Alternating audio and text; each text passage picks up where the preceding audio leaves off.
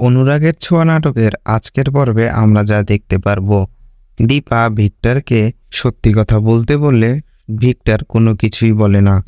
তারপর দীপা বলে, এরপরেও যদি আমাদের কোনো বিপদ আসে এভাবেই আমাদের পাশে থেকো।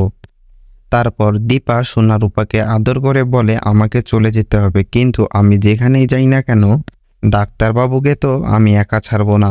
অন্যদিকে অর্ণব, ইরা এবং নকল বৌদি সবাই ইরার জন্য অপেক্ষা করে। একটু পরে দীপা এসে অর্ণবকে বলে, আমি আপনার সমস্ত শর্তে রাজি। তখন অর্ণব বলে, গ্যারান্টি কি আছে? তারপর দীপা বলে, আইন আদালত সব কিছুই তো আপনার হাতে, তারপরও গ্যারান্টি কিসের দরকার? ভিক্টর তারপরে এসে সূর্যকে বাড়িতে নিয়ে যায়। যাওয়ার সময় সোনা ডাক্তারবাবুকে বলে, আমার মা কিন্তু ওই বাড়িতে আর ফিরবে না।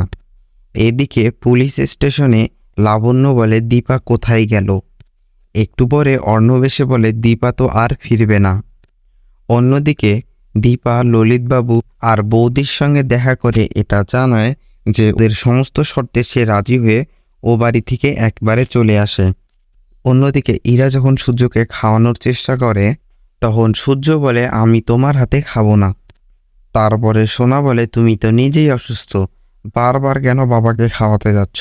তোমার নিজের খাবারটা তুমি নিজেই খাও। ইরা তারপর লাবণ্যকে প্রণাম করে জানান যে আমার বাড়ির লোক এই কাজটি করেছে, আমি করিনি।